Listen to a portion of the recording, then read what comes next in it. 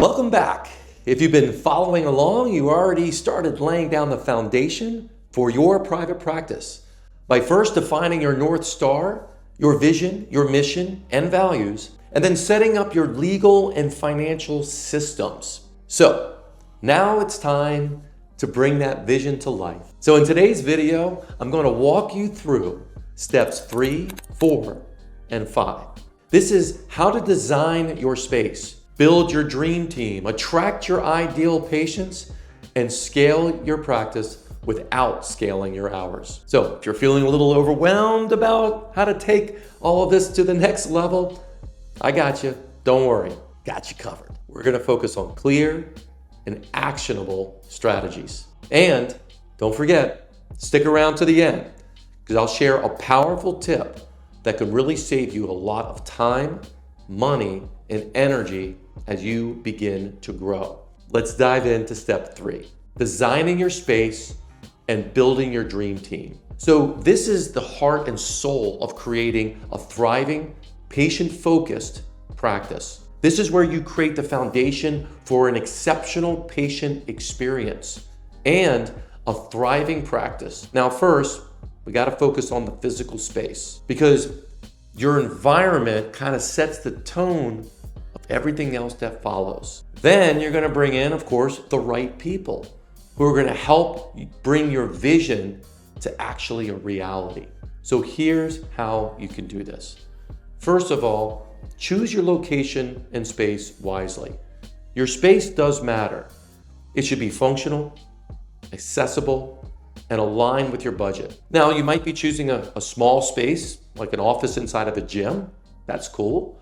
Or a larger clinic. So think about who and where your ideal patients are, what they need, what you need to provide for them.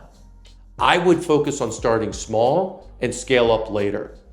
Just grab a space that meets your immediate needs over the next year or two. Then you can move on, because you don't want to stretch your financials too thin. The next, create a welcoming environment. First impressions are powerful. Your space should feel warm and clean and organized. You want people to feel at ease the moment they walk through the door. So those little extras really make a difference.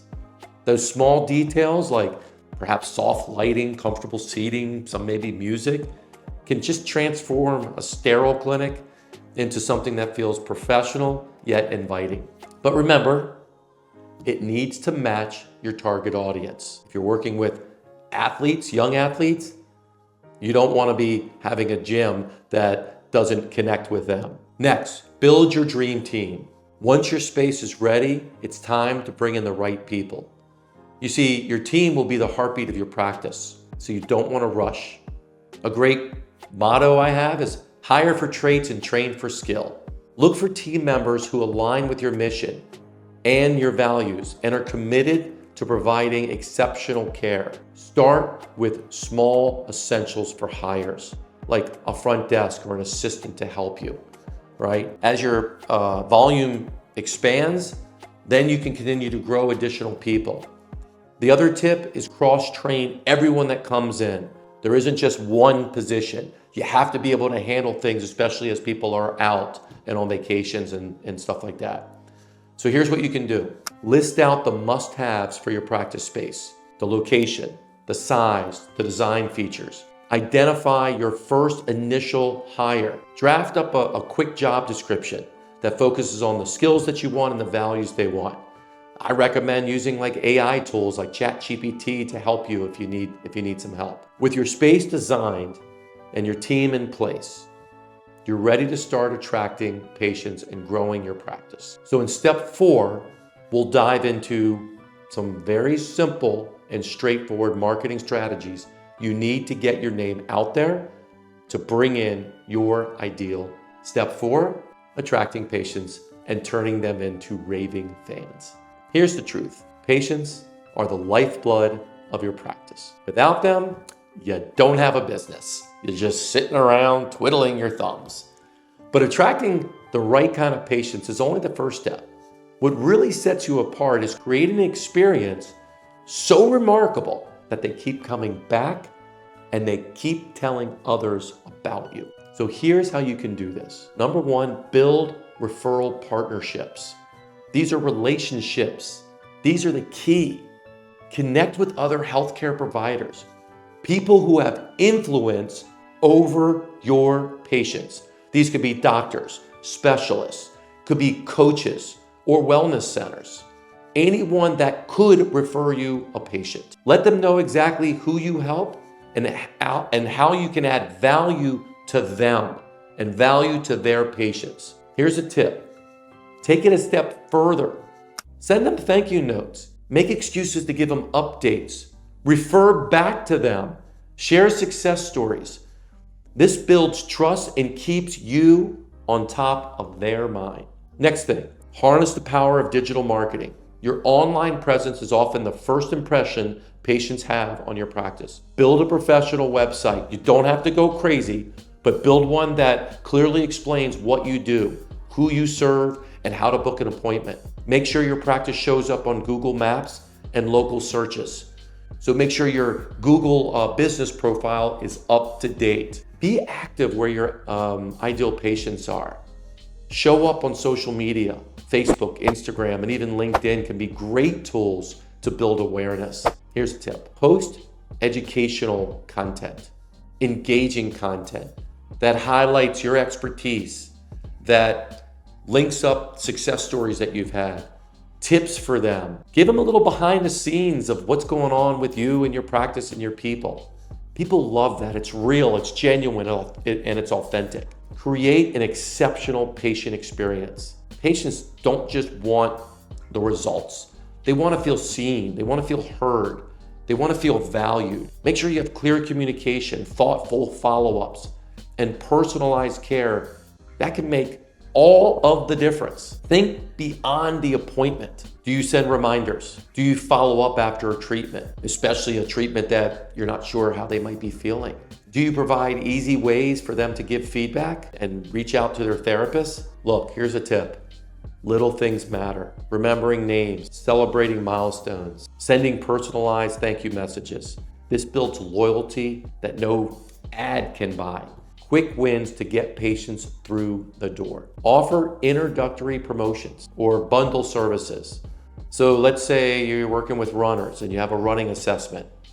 Offer a discount to the running assessment. Show the value of it, offer the discount, and only do it for a limited time or a limited number of people so it shows a sense of urgency or scarcity. And don't forget, ask for reviews, ask for testimonials. Positive feedback is huge because people look at that positive feedback and it helps you get credibility and stand out. Here's a tip. Make it easy for patients to leave reviews. Don't make it complicated.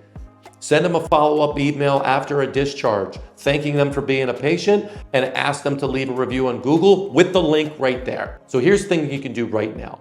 Create a list of 25 potential referral partners. Schedule like 30 minutes twice a week on your calendar and reach out to them, either through email or messaging, however you can get to them. Visit local businesses. Just get your name out and connect. Every person could be a potential client for you. Attracting patients is just the start.